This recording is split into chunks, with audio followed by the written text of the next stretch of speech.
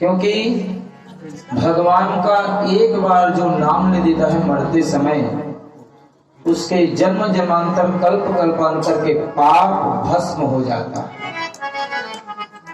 जल करके राख हो जाता है। इसलिए भगवान के दूतों ने कहा कि यमदूतों, इन्होंने अपने अंतिम समय में भगवान का नाम लिया है, और एक बार जो भगवान का नाम ले लेता है उनका जीवन निहाल हो जाता है।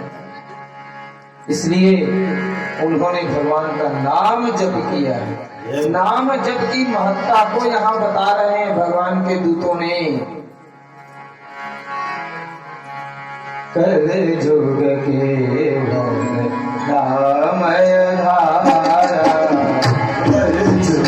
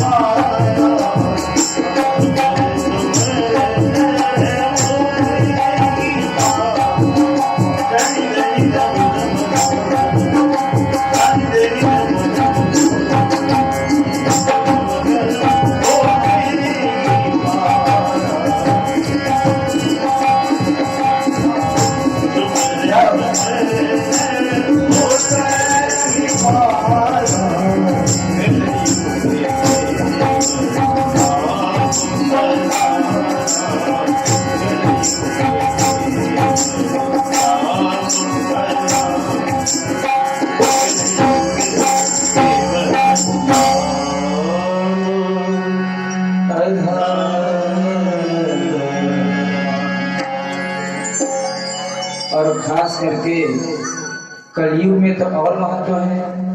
चाहे भगवान का नाम जिस भी रूप में लो वो पुण्यदायक ही रहेगा। भाव अनख नाम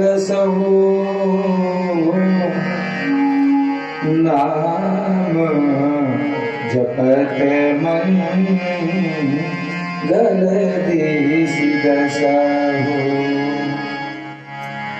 चाहे आप भगवान का नाम भाव से लो, कुभाव से लो, चाहे आलस्यता प्रमाद से लो, भगवान का नाम लेने से उनका बेड़ा पार ही होता है। और जिन्होंने भी भगवान का नाम लिया है उनका बेड़ा पार हुआ है। गोस्वामी जी लिखा है नहीं, पाइन के ही गति पतित पावन राम भज सुनो सदा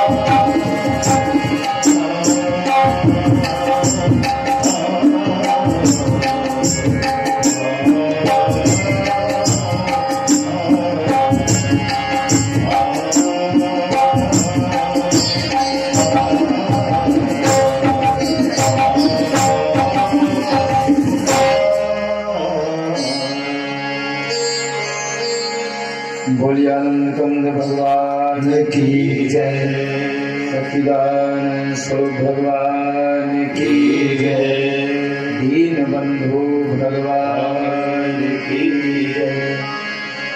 अब आगे की कथा में प्राचीन बरही राजा के यहाँ 10 पुत्र हुआ। प्रजापति दक्ष हंसगुड़ी स्त्रोतों से आदि नारायण की स्तुति किया और उनके यहाँ उनके जो पुत्र हुए उनको नारद जी ने बैरागी बना दिया। दक्ष सुत ही उपदेश ही जाई, अखिल भवन देखा। अभी चर्चा कर रहे थे पारसमणि और संत में यही अंतर है। पारसमणि लोहा को सोना बना सकता है, लेकिन संत में वो सामर्थ्य है, वो अपने जैसा ही बना करके छोड़ता है। नारद जी ने उनसे कूट प्रश्न किया।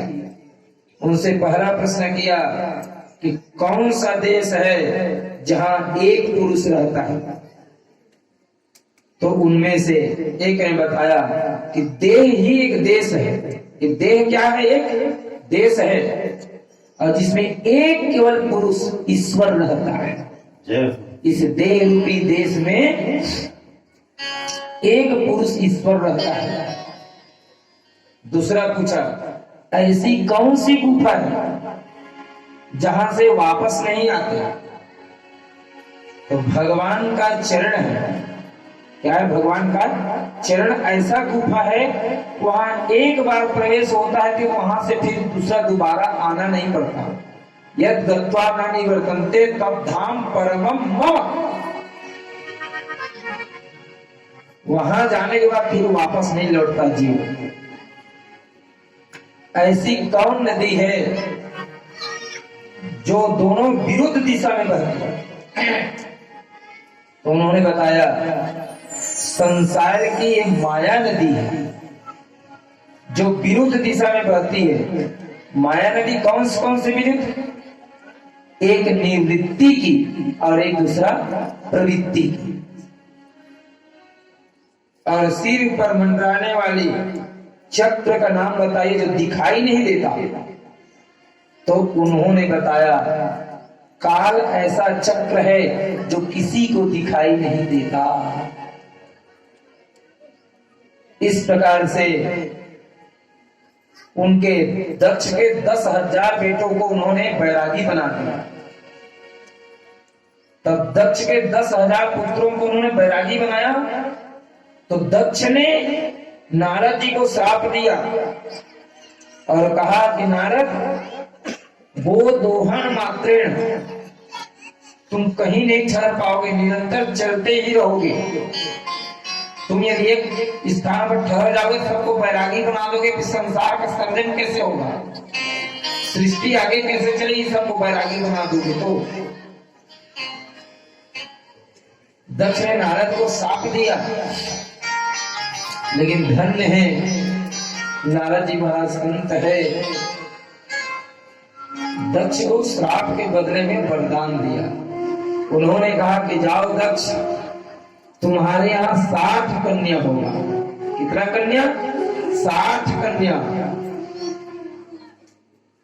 इनमें से एक अदिति जिसकी 12 संतान हुई, जिनमें से एक का नाम था त्वष्टा, और त्वष्टा का पुत्र हुआ विश्वरूप। एक बार इंद्र के लोक में, स्वर्ग में बृहस्पति जी महाराज घूमते हुए गए, तो वहां सभी देवतागण बैठे हुए थे। इंद्र भी अपने उच्च आसन पर बैठा हुआ था। बृहस्पति जी महाराज जाकर के खड़े रहे। गुरु है, सम्मान करना चाहिए गुरु का। इंद्र अप्सराओं के नाच गान को ही देख रहा था, उनका ध्यान बृहस्पति की तरफ नहीं गया। बृहस्पति का सम्मान उन्होंने नहीं किया, उठा भी नहीं वहां से, उस स्थान से। तब बृहस्पति जी महाराज नाराज होकर के इंद्र को शाप देते हुए वहां से निकल गए। बाद में जब इंद्र को पता चला कि हमारे गुरुदेव हमारे घर में आए थे और मेरे द्वारा उनका अपमान हुआ है, मुझे ये अपमान नहीं करना चाहिए था। मैं ये माया नर्तकी के चक्कर में पड़ करके मेरे घर में आए हुए गुरु का सम्मान नहीं किया, इसलिए उन्होंने विचार किया कि मैं गुरुदेव के चरणों में जाकर के नतमस्तक होकर के उन्हें क्षमा याचना मांगूंगा। बृहस्पति जी को ढूंढते ढूंढते इंद्र गया, लेकिन उनका दर्शन नहीं पाया। बृहस्पति जी महाराज चले गए। अब इधर इंद्र पश्चाताप की आग में जल रहा था।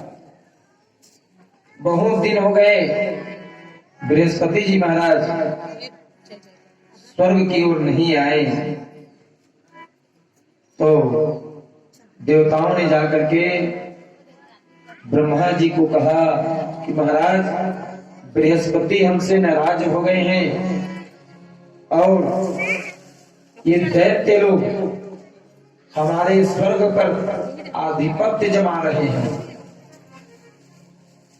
तो ब्रह्मा ने कहा कि देखो, तुमने गुरु का अपमान किया है, तुम्हारे द्वारा गुरु का अपमान हुआ है, और ये लोग दैत्य होकर के राक्षस होकर के भी अपने गुरु का सेवा कर रहे हैं। शुक्राचार्य राक्षस होकर के शुक्राचार्य का सेवा में लगे हुए हैं, गुरु की सेवा में, इसलिए ये हावी हो चुके हैं। अब तुम लोगों को धर्म कर्म करने के लिए गुरु की आवश्यकता होगी, तो एक काम करो, त्वष्टा के पुत्र विश्व रूप को तुम लोग गुरु बना लो, पुरोहित बना लो अपना। तो कहाँ मिलेंगे? ब्रह्मा जी ने बताया, जाओ मिल जाएंगे वो त्वष्टा के यहाँ। विश्व रूप के चरणों में जाकर के गिर जाना और कहना कि हे गुरुदेव, आप ही हमें बचा सकते हो, और हमारे द्वारा ऐसा धर्म कर्म कराओ जिससे हम राक्षसों के ऊपर आधिपत्य जमा सके। तो विश्वरूप के पास गए। विश्वरूप के 3 सिर थे। कितने सिर थे? 3 सिर। एक से वह सोमरस पीता था, दूसरे से मदिरा, और तीसरे से अन्न ग्रहण करता था। एक समय जब यज्ञ आरंभ हुआ तो विश्वरूप के माता दैत्य कुल में होने के कारण, दैत्य कुल से संबंध रखने के कारण देवताओं के यहाँ यज्ञ करता था विश्वरूप। ऊंचे स्वर से देवताओं को, लेकिन धीरे से कुछ कम स्वर से राक्षसों को भी यज्ञ का भाग दे दिया जाता था उनके द्वारा। तो इंद्र ने उनके कपटपूर्ण इस स्वभाव को जाना कि हमारे यहाँ यज्ञ कर रहा है और यज्ञ का भाग ही राक्षसों को दे रहा है, तो उनके 3 सिर को काट डाला। इसने इंद्र ने, और उससे 3 सिर से फिर एक से कबूतर बना, फिर चातक बना, और एक से तीतर बना, 3 पक्षी बना। और उसके बाद इंद्र को ब्रह्म हत्या का दोष लग गया था। अब ब्रह्म हत्या के दोष लग गया था, उनको उन्होंने स्वीकार किया और फिर उस ब्रह्म हत्या के दोष को निवारण करने का उपाय उन्होंने नहीं किया, बल्कि उस दोष को उन्होंने 4 जगह पर बांट दी। पहला है पृथ्वी, पृथ्वी में ब्रह्म हत्या के दोष को बांट दिया। बंजर भूमि के रूप में दिखाई देता है ना, वो दोष है ब्रह्म हत्या का दोष, जिसको पृथ्वी ने स्वीकार किया। दूसरा है जल, जल में फेन के रूप में दिखाई देता है। और तीसरा है वृक्ष, जो गोंद के रूप में दिखाई देता है। और स्त्रियों में बांट दिया। इस प्रकार से 4 स्थानों में ब्रह्म हत्या के दोष को इन्होंने बांट दिया। अब जब बहुत दिनों के बाद त्वष्टा को पता चला कि इंद्र ने मेरे पुत्र विश्वरूप का हत्या कर दिया है, वध कर दिया है, तो क्रोध में आकर के त्वष्टा ने एक यज्ञ किया और यज्ञ से वृत्तासुर को उत्पन्न किया। यज्ञ से कौन हुआ उत्पन्न हुआ? वृत्तासुर। वृत्तासुर धीरे धीरे बढ़ता गया और विशाल शरीर हो गया उनका, वृत्तासुर का, बहुत भयानक दिखाई देने लगा। वृत्तासुर ने कहा कि पिताजी मुझे आदेश दीजिए, मैं क्या करूं अब?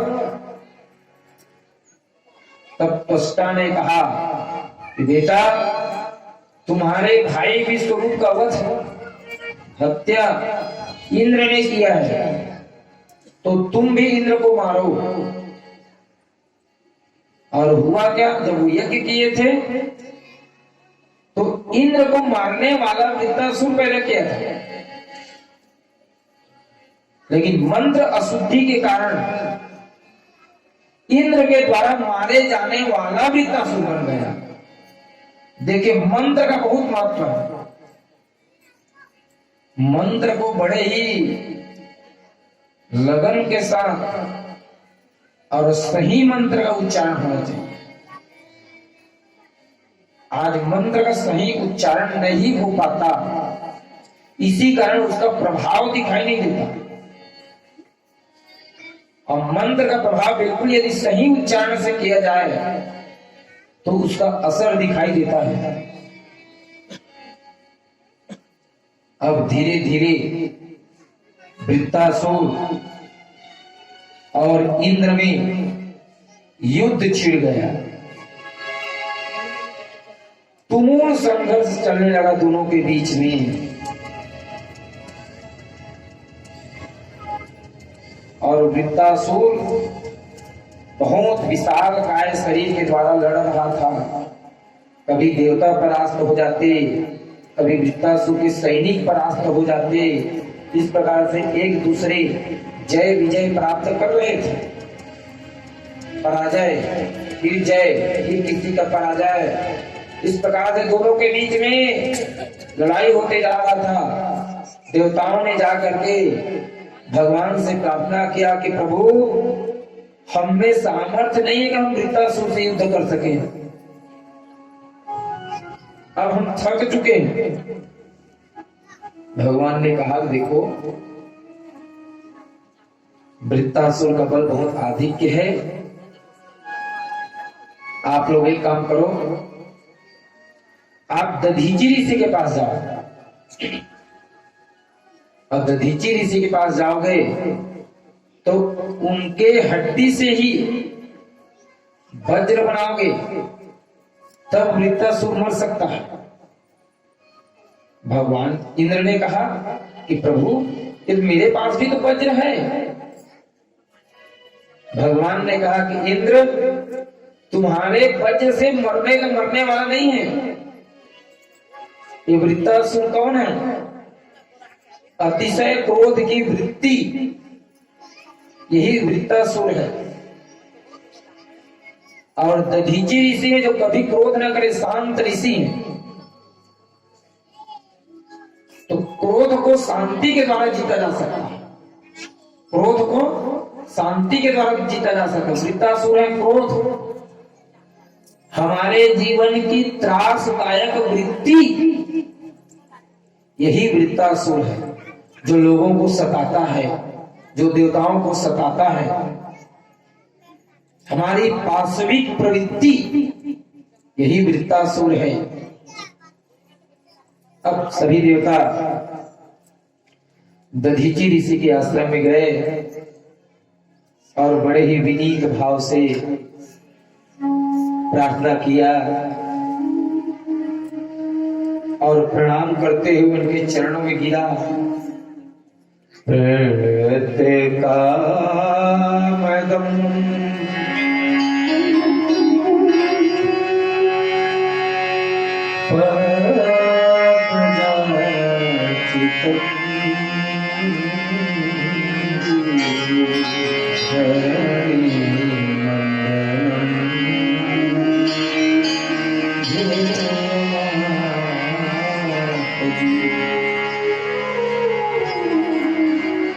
देवताओं ने दधीची ऋषि के चरणों में विनीत भाव से, प्रणत भाव से निवेदन किया और कहा कि प्रभु, हम देवताओं के ऊपर बड़े विपत्ति आया है और आप ही हमारे विपत्ति को दूर कर सकते हो। दधीची ने कहा, बताओ ना मैं क्या करूं। तब उन्होंने कहा कि महाराज, आप अपने हड्डी का दान हमें करो जिसे हम वज्र बनाएंगे। तब दधीची ने कहा कि देवताओं, तुम लोग कितने स्वार्थी हो, अपने स्वार्थ के लिए मेरे हड्डी का मांग करने आए हो। संसार में ऐसा कोई व्यक्ति होगा जो अपने शरीर का दान करेगा? जीते जी, मरने के बाद तो कोई भी दान कर सकता है, लेकिन जीते जी अपने शरीर को कोई दान करेगा? लेकिन फिर भी इसमें तुम लोगों का कार्य सिद्ध हो रहा है, इसलिए त्यागी, ये दधीची ऋषि के त्याग को देखिए। अपने शरीर से हड्डी को निकाल करके दे दिया, जाओ इसका वज्र बना लेना। अब देवता बड़े प्रसन्न होकर के आए और उस हड्डी से फिर वज्र बनाया गया और इंद्र उस वज्र से भी युद्ध करना प्रारंभ किया। और जब युद्ध करना प्रारंभ किया तब भी ऐसा घटना घटा कि लड़ते लड़ते अचानक एक बार वृत्तासुर के सैनिक युद्ध से भागने लगे। तो वृत्तासुर ने अपने सैनिकों को कहा, अरे सैनिकों, तुम लोग भाग क्यों रहे हो? अरे दो प्रकार की गति होता है, एक तो वीर गति, युद्ध करते करते कहीं वीर गति को प्राप्त हो गए तो भगवान के चरणों में जाया जा सकता है। किसी को पीठ नहीं दिखाना चाहिए। और गंगा के किनारे यदि मर जाए तो भी व्यक्ति परमात्मा के चरणों तक पहुंच सकता है। समर मरण कुनी सुर सरिती जाया जा सकता है परमात्मा के चरणों में। इसलिए भगो मत, भले वीर गति को प्राप्त हो जाओ। ये शरीर नश्वर है, देखो कितना ज्ञान भरा हुआ है वृत्तासुर में। इस शरीर नश्वर है, एक दिन इस शरीर का नाश होना ही होना है। कितना बचाओगे? कितना सुरक्षित रखोगे? सजाते सजाते इस शरीर को पूरा उम्र बीत गया, लेकिन परमात्मा को नहीं पाया। इसलिए भगवत फिर भी उनके सैनिक भागने लगे। अब वृत्तासुर समझ गया, और जैसे ही इंद्र के हाथ में वज्र को देखा तो वृत्तासुर जान गए ये इंद्र आज जो वज्र लेकर के आया है ना, ये इंद्र का वज्र नहीं है, ये दधीची ऋषि के हड्डी से बना हुआ वज्र है, जिसमें साक्षात भगवान दिखाई दे रहा है। वृत्तासुर को भगवान दिखाई दे रहा है वज्र में। और उन्होंने युद्ध की समरांगण भूमि और युद्ध करते करते इंद्र के वज्र को ध्यान से देख रहे, अपलक दृष्टि से। उनको आज वज्र दिखाई नहीं दे रहा है, वज्र में भगवान का स्वरूप दिखाई दे रहा है। और प्रार्थना कर रहा है कि प्रभु इंद्र के वज्र में आप हो। अजात पक्षा इव मातरं खगा स्तन्यं यथा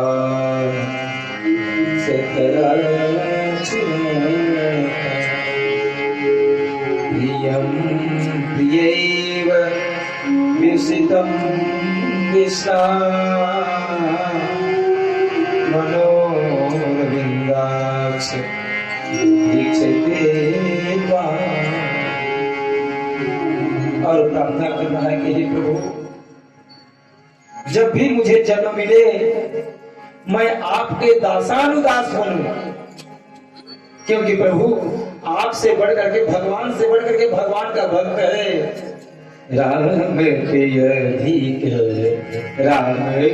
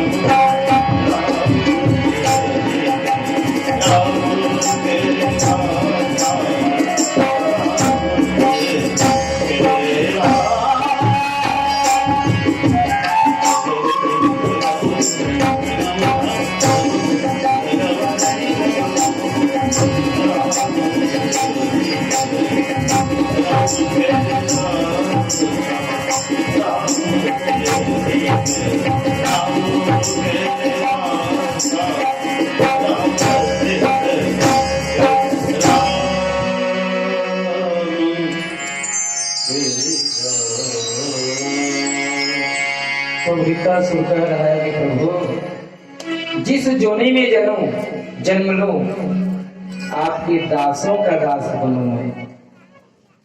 यही जोनी जन्मों कर्म बस, जिस जोनी में भी जाऊंगा आपके दासों का दास मुझे बनना है। और प्रभु मुझे सत्संग मिले। क्या मिले?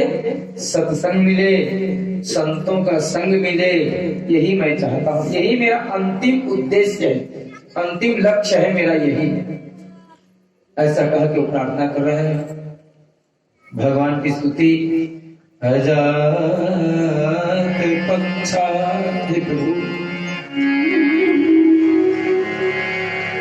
मैं उस पक्षी के, पंखहीन पक्षी के चूजे की तरह आपकी प्रतीक्षा कर रहा हूं। जैसे पंखहीन पक्षी का बच्चा अपनी माँ अपनी पक्षी को देखती रहती है कि मेरी माँ चारा लेकर के आएगी तो मैं पाऊंगा, इस प्रकार से अजात पक्षा इव मातरं खगा स्तन्यं यथा वत्सतरा चुराता। और जैसे स्तन्यम यथा वत्सतरा चुराता, गाय के बछड़ा जैसे गाय की प्रतीक्षा करती रहती है, त्वरा के साथ दौड़ता है बछड़ा, जैसे ही गाय को देखता है बछड़ा दौड़ने लगता है, इतना त्वरा मुझ में है। इसका तात्पर्य क्या है? प्रभु मैं उस पंखहीन पक्षी की तरह प्रतीक्षा कर रहा हूं आपका। यह प्रतीक्षा, भगवान की प्रतीक्षा भक्त को करना चाहिए। सबरी ने किया था ना प्रतीक्षा, प्रतीक्षा को ही साधना बना लिया था सबरी ने। और जैसे गाय का बछड़ा गाय को देख करके रंभाते हुए दौड़ते हैं, वत्सतराच धारता। और जैसे बाहर कमाने के लिए गए हुए पति की राह देखती है उनकी पत्नी, वैसे ही मैं आपका राह देख रहा हूं। प्रियं प्रियैव विसितं विष्णा मनोरविन्दाक्ष दीक्षते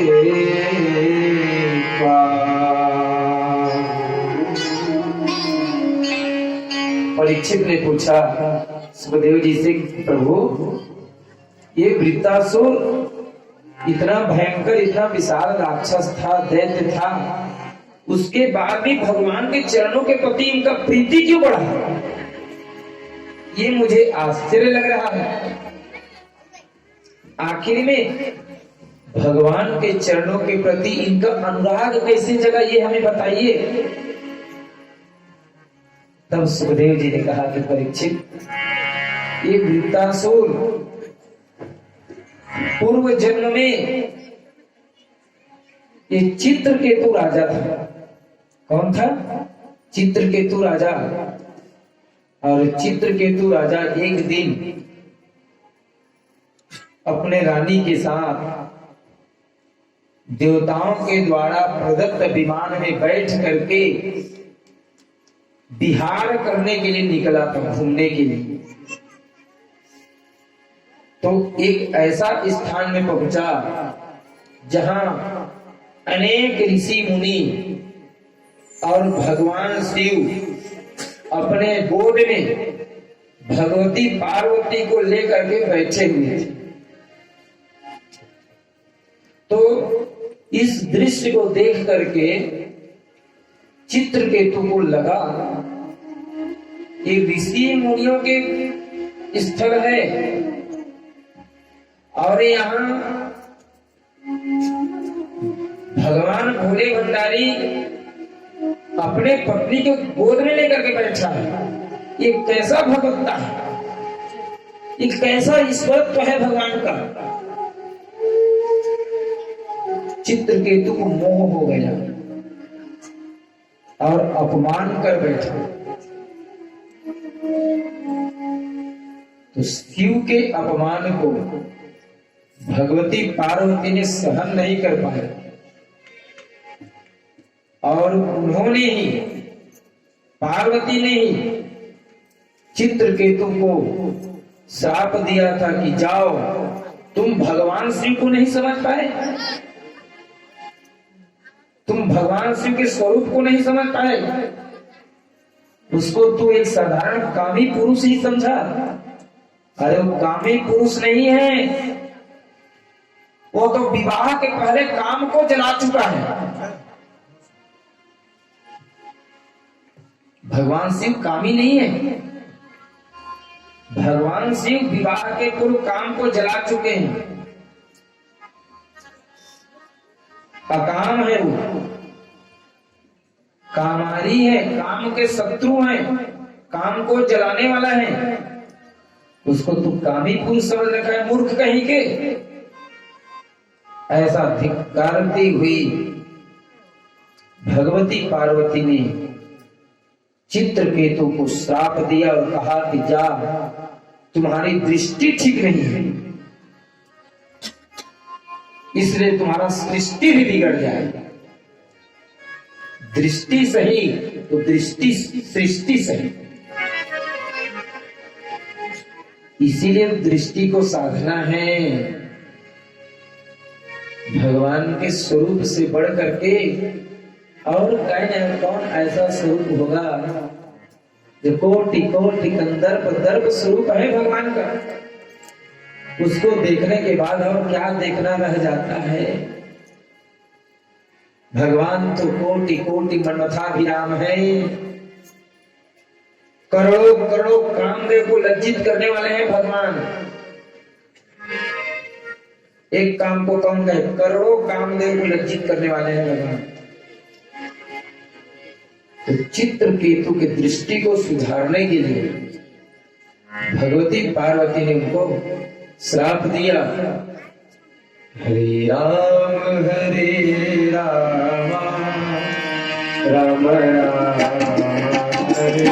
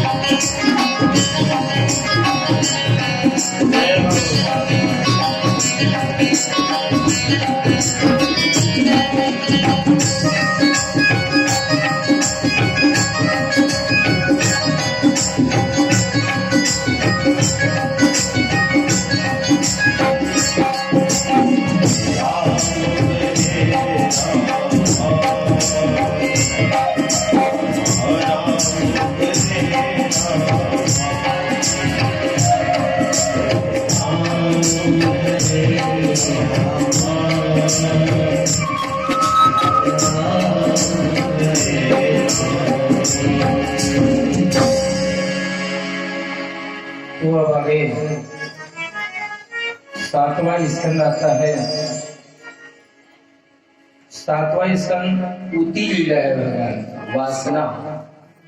वासना 3 प्रकार से होता है, सद्वासना, असद वासना और मिश्र वासना। तो सद्वासना भक्त प्रहलाद का हुआ, भक्तों का होता है सद्वासना। भक्तों में जो वासना होती है, जो कामनाएं होती है, उस सद्वासना कहलाता है। और असद वासना दैत्यों में, राक्षसों में जो वासना होता है, कामना, इच्छा, वह असद वासना। और मनुष्यों में मिश्र वासना होता है, ये दोनों का मिश्रण होता है। तो इस अध्याय में, स्कंद में नारद जी महाराज और युधिष्ठिर का संवाद है। इसमें जय और विजय के 3 जन्म की कथा को बता रहे हैं नारद जी महाराज युधिष्ठिर को। द्वारपाल हरि के प्रिय दो,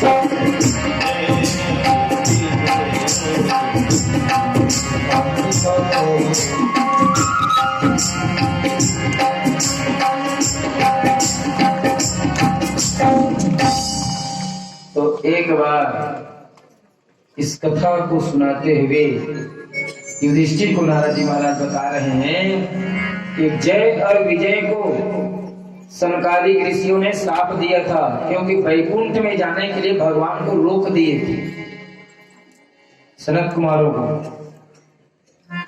तब वही जय विजय कनकशिपु और हाटक लोचन, हिरण्यकशिपु और हिरण्याक्ष बन करके आया।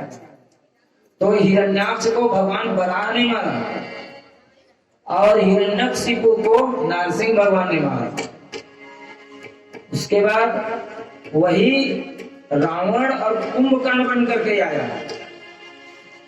तो रावण और कुंभकर्ण को मारने के लिए भगवान ने श्री राम के रूप में आया। और उसके बाद वही दंतवक्र और शिशुपाल बने, तो दोनों को भगवान कृष्ण ने मारा। तो इस प्रकार से 3 जन्म में भगवान को भी 3 जन्म लेना पड़ा, वराह के रूप में और नरसिंह रूप में और भगवान श्री कृष्ण और राम के रूप में। आप लोगों को पता है हिरण्याक्ष के वध के पश्चात ये हिरण्याक्ष और हिरण्यकशिपु कश्यप ऋषि के पुत्र। कश्यप ऋषि के 2 पत्नी, दीति और अदिति। तो दीति के गर्भ से ये हिरण्याक्ष और हिरण्यकशिपु का अवतार हुआ था, जन्म हुआ था। तो हिरण्याक्ष के मरने के बाद एक दिन हिरण्यकशिपु ने अपने अनुज वधू और अपनी मां को अपने पास बुला करके समझाया कि मां, हमारे भाई वीर गति को प्राप्त हुए हैं, उनको मारने के लिए विष्णु को भी बहुत प्रयास करना पड़ा, बहुत दिनों तक उनके बीच में लड़ाई चला।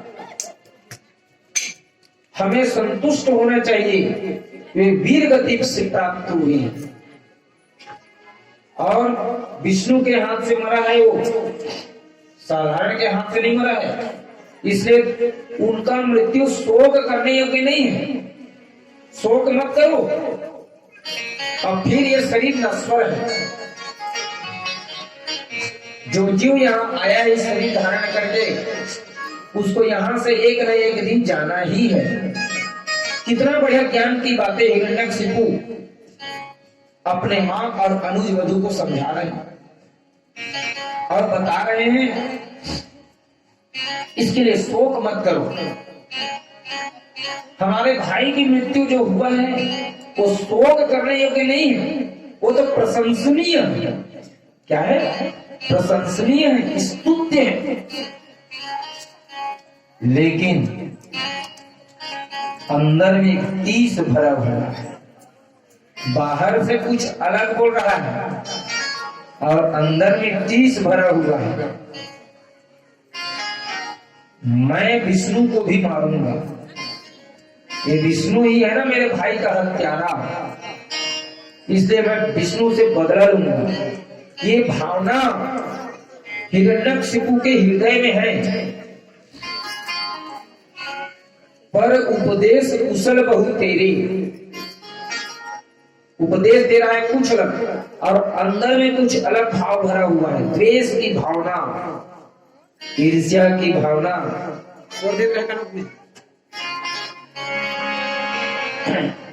द्वेष की भावना भरा हुआ है। अब आगे हिरण्यकशिपु ने एक दिन अपने मन को बनाया कि मुझे अब विष्णु से लड़ना है, युद्ध करना है। तो विष्णु से लड़ना है तो मुझे शक्ति अर्जित करना होगा। तो तपस्या करने के लिए हिरण्यकशिपु जा रहा था मंदराचल पहाड़ पर। तो अचानक बृहस्पति उनके सामने तोता बन करके नारायण नारायण नाम रटने लगे और नारायण के नाम से इसको इतना चिढ़ था, अशुभ जान करके वापस आ गया घर। आज का दिन अशुभ है कहते। और कयाधु को कहा कि कयाधु तुम्हें पता है क्या? प्रभु बताइएगा। कयाधु ने कहा कुछ बताइए, क्या घटना घटा है? हिरण्यकशिपु ने कहा कि कयाधु, मैं जब तपस्या करने जा रहा था तो मार्ग में एक तोता आया और वो तोता नारायण नारायण कर रहा है। कयाधु धर्मशील पतिव्रता नारी है। अपने पति को कहा कि क्या कह रहा था? वही अभी बताए ना, नारायण नारायण कह रहा था। ऐसे ही करते करते बार बार कयाधु हिरण्यकशिपु के मुख से भगवान का नाम निकलवाना चाहती थी। ये है पत्नी जो अपने पति को भगवान से जुड़े, बार बार कह रही है। क्या बोला तो बताइए तुम। वही नारायण नारायण। और रात्रि में संयोग हुआ और सुबह हुआ प्रातःकालीन, तब पुनः अपने मन में विचार करके तपस्या करने के लिए निकले। और जब निकले बाहर तपस्या करने के लिए तो इंद्र आ रहा था, कयाधु को ले जा रहा था। नारद जी आए। नारद जी ने कहा कि इंद्र तुम गलत कर रहे हो। हिरण्यकशिपु तपस्या करने के लिए गया है, कयाधु जो सती नारी है उसका तू अपहरण करके ले जा रहा है, तू नहीं बच पाएगा। इंद्र भय के कारण कयाधु को छोड़ दिया। कयाधु ने कहा कि प्रभु आपने मुझे इंद्र से बचाया, अब मेरी रक्षा आप ही करेंगे। अब कयाधु पूरा जब तक के ये हिरण्यकशिपु तपस्या करके न आ जाए तब तक के मैं आपके चरणों में ही रहूंगा, ऐसा कह के उनके आश्रम में चली गई। अब उनके गर्भ में भगवान के प्यारे भक्त प्रहलाद पल रहा है, जो जीवन को आह्लादित करे, वो है प्रहलाद। वो तपस्या कर रहे हैं हिरण्यकशिपु, इधर कयाधु नारद से सत्संग कर रही है, और वह गर्भस्थ प्रहलाद नारद जी के मुखारविंद से निःसृत कथाओं का रसास्वादन गर्भ में ही कर रहा है। अब ऐसा समय आया कि ब्रह्मा जी उनकी तपस्या से प्रसन्न हुए और हिरण्यकशिपु को कहा कि हिरण्यकशिपु, तुम्हारे तपस्या से मैं प्रसन्न हूं, जो भी वर मांग रहा है मांगो। हिरण्यकशिपु ने कहा कि प्रभु, आप वरदान ही देना चाहते हो तो मुझे अमरत्व का वरदान दो, मैं कभी न मरूं। ब्रह्मा जी ने कहा कि वो गलत है, जो इस संसार में आए हैं उसको मरना ही पड़ेगा, इसलिए मैं ये वरदान नहीं दे सकता। तब हिरण्यकशिपु ने अपने मौत को टालने का प्रयास किया और कहा कि आप मुझे वरदान दो, न मैं अस्त्र से मरूं, न शस्त्र से मरूं, न रात में मरूं, न दिन में मरूं, न ऊपर मरूं, न नीचे मरूं, न आकाश में मरूं, न धरती में मरूं, न जल में मरूं, न थल में मरूं, न नर से मरूं, न पशु से मरूं। ब्रह्मा जी ने कहा तथास्तु, जाओ। अब हिरण्यकशिपु समझने लगा, मौत को मैंने टाल दिया, मौत से मैं विजयी हो गया, अब मैं मरने वाला नहीं हूं। अब आया कयाधु को लेते हुए आए और कुछ समय के पश्चात मेरे प्यारे सावले सरकार के अनुपम भक्त प्रहलाद का जन्म हुआ। बोले भक्त प्रहलाद की जय हो। अब धीरे धीरे प्रहलाद बड़े हो रहे हैं। प्रहलाद को विद्यालय में प्रवेश दिला दिया गया। एक दिन हिरण्यकशिपु ने भक्त प्रहलाद को बुलाया और कहा कि बेटा, तुम विद्यालय गए थे? हाँ पिताजी, विद्यालय में गया था। तो विद्यालय में तुम्हें क्या शिक्षा मिला? भक्त प्रहलाद ने कहा, श्रवणम कीर्तनम विस्मरणम विष्णोः सेवनम अर्चनम वंदनम दासम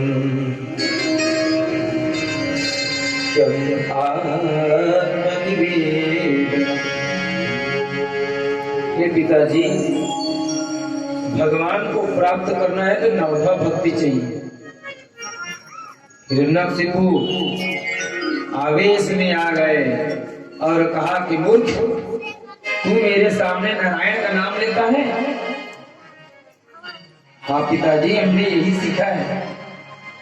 दोनों शिक्षकों को बुलाया, बुलाओ, क्या सिखाए हो मेरे बेटे को? उन्होंने कहा आसुरी विद्या सिखाए हैं। तो मैं तो चेक किया तो आसुरी विद्या नहीं है, दैवी विद्या बता रहे हैं। तो उन्होंने कहा कि प्रभु, हो सकता है ये बालक कहीं और विद्या अध्ययन करके आया है। तो भक्त प्रहलाद को पूछा गया कि बेटा, तू ये ज्ञान कहां से पाया? भक्त प्रहलाद ने कहा कि पिताजी, ये ज्ञान तो मैं माँ के गर्भ में जब था तब से पाया हूं। इसीलिए गर्भवती माताओं को हमेशा सत्संग करते रहना चाहिए। जब गर्भस्थ बच्चा भगवान की कथाओं का रस आस्वादन करता है, उसमें एक नया संस्कार पड़ता है। गर्व से ही कथा सुनता है। और इधर आगे हिरण्यकशिपु ने फिर उस छोटे से 5 वर्ष के नन्हा सा बालक को मारने में कोई कमी नहीं की प्रयास में। उनको हाथी के पैर में रौंदा गया, लेकिन उन्होंने हार नहीं माना। भक्त प्रहलाद ने हार नहीं माना। तुम प्रयास करो पिताजी मुझे मारने का, लेकिन मुझे भी भगवान के नाम के प्रति, उनके मंत्र के प्रति दृढ़ विश्वास है, अटल विश्वास है मुझे। क्योंकि एक दिन ये भक्त प्रहलाद अपने गांव में, नगर में घूम रहा था, उनको एक घटना दिखाई दी। एक कुम्हारी एक घर में जब गया था तो मिट्टी का पात्र बना रही थी, मटकी। उस मटकी में बिल्ली का बच्चा प्रवेश कर गया था और उस कुम्हारी ने सभी मिट्टी के पात्रों में आग लगा दिया उसको पकाने के लिए। जब उनको बाद में पता चला अरे इस मिट्टी के पात्र में एक बिल्ली का बच्चा फंसा हुआ है, अब मैं क्या करूं भगवान। तो कुम्हारी ने पूरा रात भर भगवान का जप किया, जिसके परिणाम स्वरूप जब दूसरे दिन गए और जाकर के देखा तो मिट्टी का बर्तन पक गया था, लेकिन बिल्ली के बच्चा के एक आंच भी नहीं लगा था।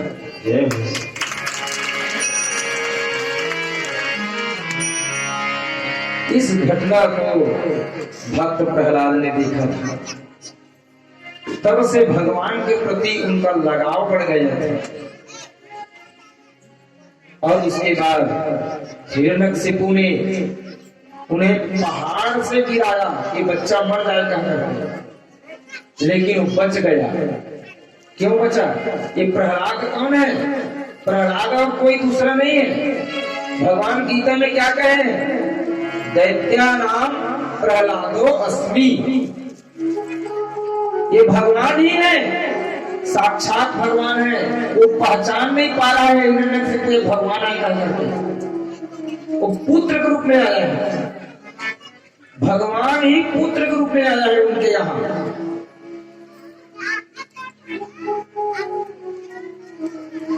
वो केवल पुत्र ही मान रहा है, साधारण पुरुष ही मान रहा है, बच्चा मान रहा है उसको। उनको समुद्र में गिराया गया, लेकिन वो हार नहीं माने। एक दिन हिरण्यकशिपु के बहन होलिका आई और होलिका ने कहा कि भैया मुझे वरदान है, मैं जिस किसी को भी यदि अग्नि में लेकर के बैठूंगी ना तो मैं नहीं जलने वाली, जिसको लेकर के बैठूंगी वो मर जाएगा, जल जाएगा। तो चलो ये भी प्रयास कर लो। तो हिरण्यकशिपु ने कहा होलिका तुम आ जाओ, ये भी प्रयास करो। तो धन्य है, गंभीरता से सुनी इस कथा को।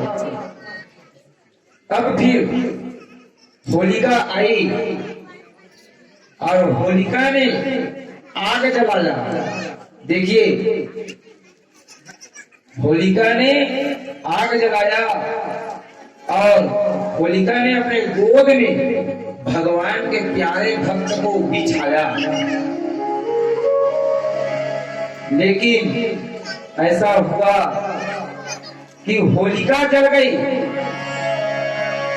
उस आग में होलिका जल गई, धू धू धू धू करते हुए रात हो गई होलिका, और मेरे प्यारे भक्त प्रहलाद बच गए।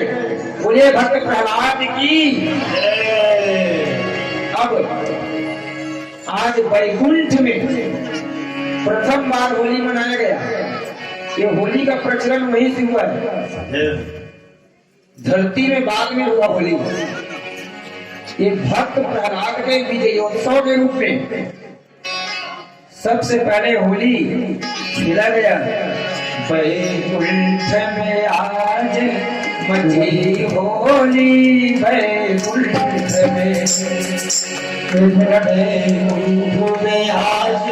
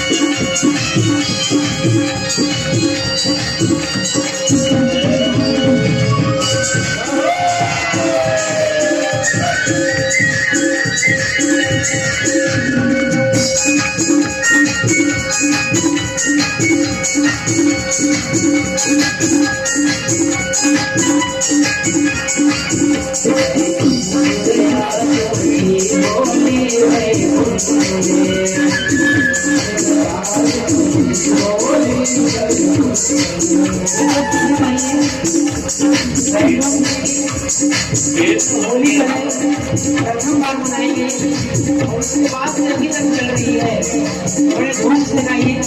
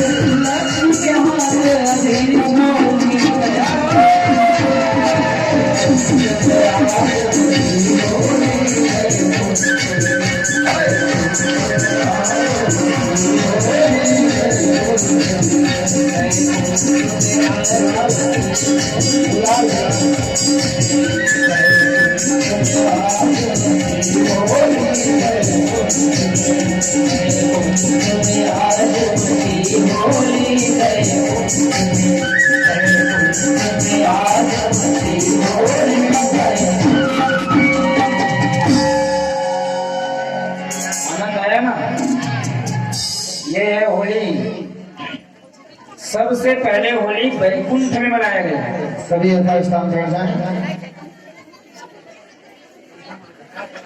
शांति के परिचय देते हुए ना,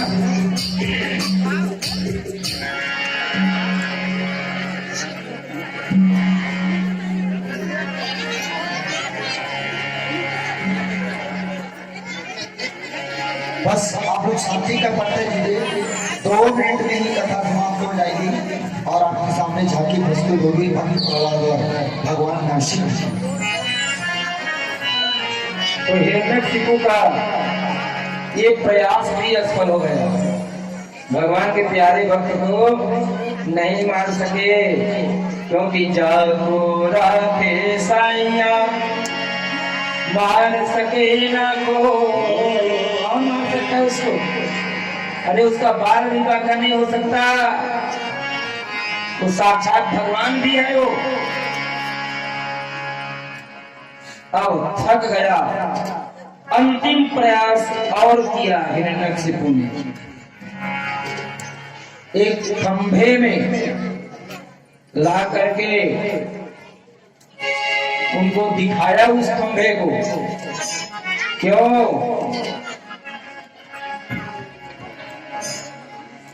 क्यों प्रहलाद, क्या तुम्हें इस खंभे में भी तुम्हारा भगवान दिखाई दे रहा है? इधर ध्यान दो। खंभे में भी क्या तुम्हें भगवान दिखाई दे रहा है?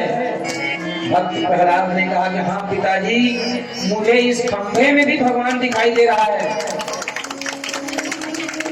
ये पहुंच रहे हैं प्रहलाद, छोटा सा नन्हा सा 5 वर्ष का बालक, जिनको मारने के लिए उनके पिता ने कितना प्रयास किया। देखिए तो छोटा सा बालक है, प्यारा सा बालक, उसको भी मारना चाहा हिरण्यकशिपु ने। तो फिर आगे प्रहलाद की सधी हुई दृष्टि थी। प्रहलाद हर जगह मेरे परमात्मा का दर्शन करते थे। प्रहलाद ने कहा हाँ पिताजी, मुझे इस खंभे पर भी परमात्मा दिखाई दे रहा है। और जैसे ही उस खंभे को मारना चाहा,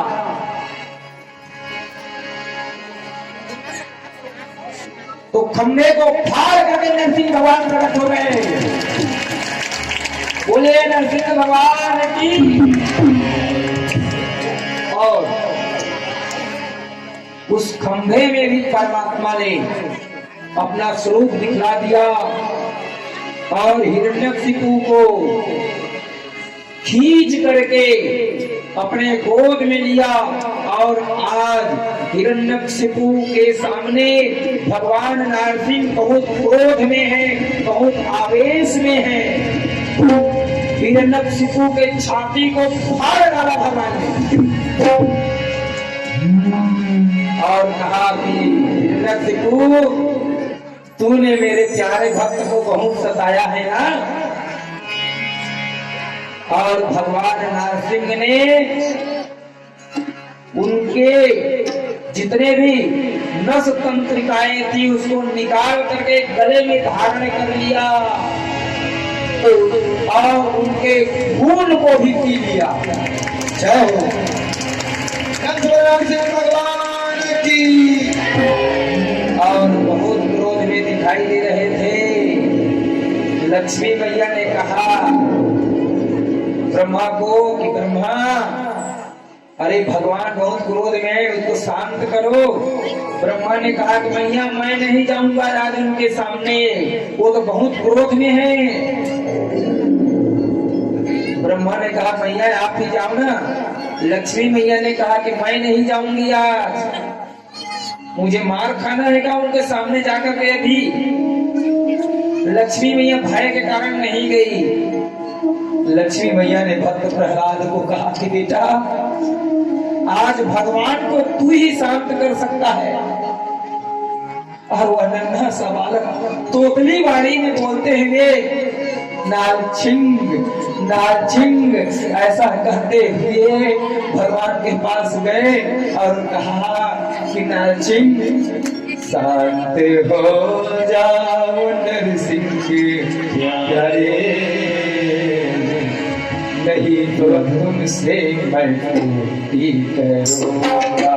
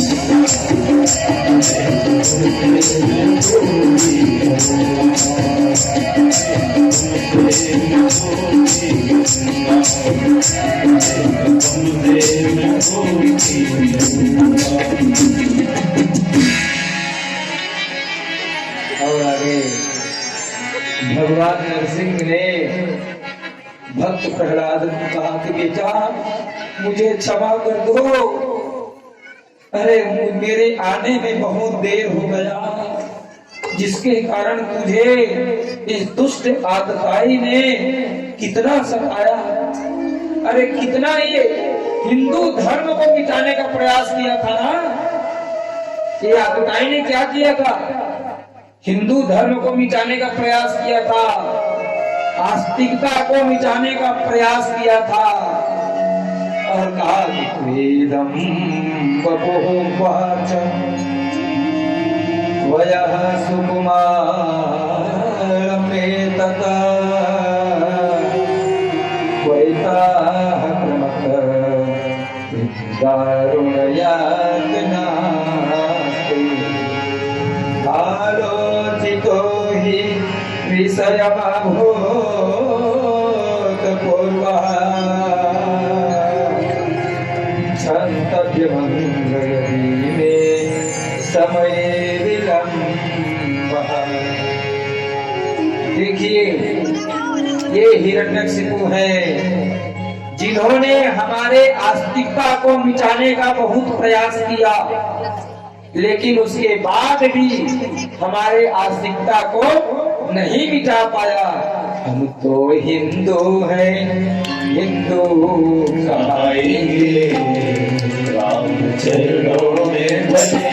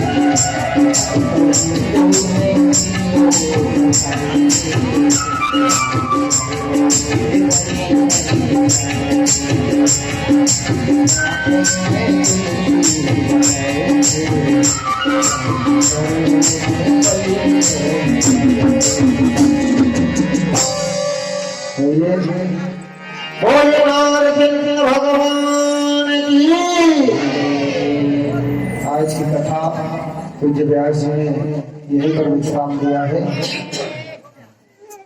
और मैं कल की जो